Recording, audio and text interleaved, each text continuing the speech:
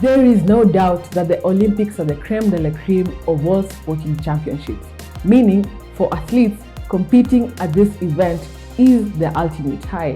It is for these reasons that the very same athletes give blood, sweat, and tears to qualify for the Olympics.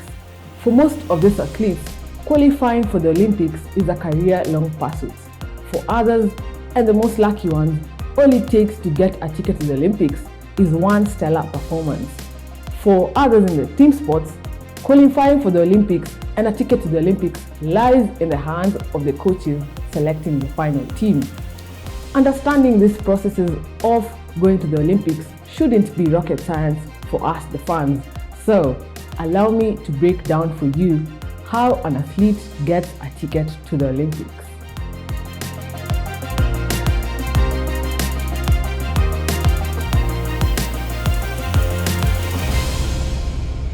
For starters, it is important to note that the International Olympic Committee has not put an age limit on who can participate in the Olympics.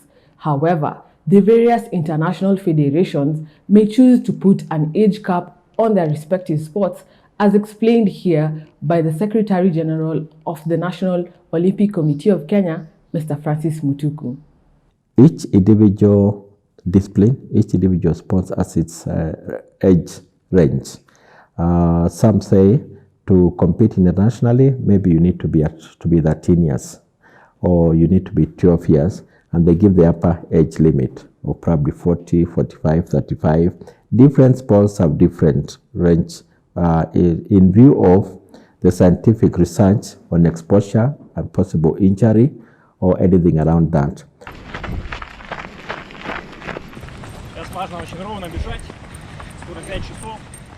And when it comes to picking the best athletes who will represent the country, the power lies with the national federations who submit the names of the best men and women to the National Olympic Committee. And while choosing these men and women, the national federations are guided by the requirements set forth by their corresponding international federations. These requirements are the world ranking and the qualifying times. Others is real a judgment call. For example, if the Malkia Strikers coach decides to name the 12, there is no way you can interfere with that call because it's a technical call. World rankings is usually determined by the athletes' performances in previous international competitions.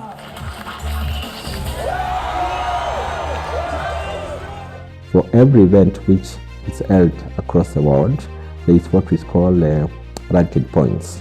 So assuming an individual athlete right now participates in over 60% of all the qualifying events and they do well and get points, it means by 2023 their ranking in the world will be probably top 50.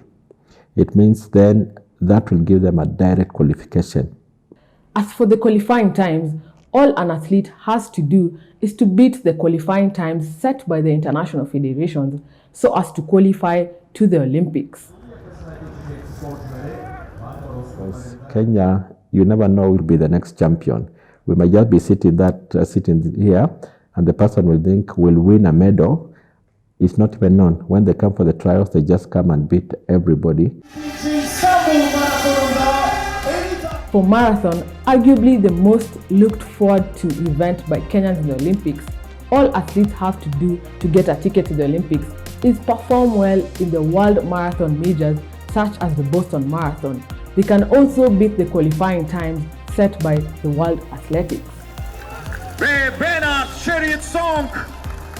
Athletes in team sports have to compete against other countries in tournaments held within the continent so as to qualify for the Olympics.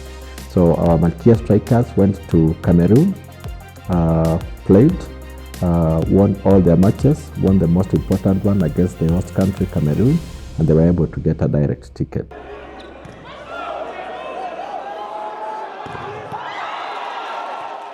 Since the Olympics is not just about competition but also about global representation, the International Olympic Committee has relaxed some rules when it comes to underrepresented countries and groups such as the refugees.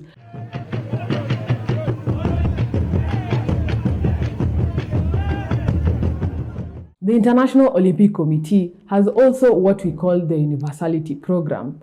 This program is meant to ensure that every athlete from the 206 countries in the Olympics are represented in a specific sport. Women, for particular reason, have maintained the universality irrespective of the contingent size of the country.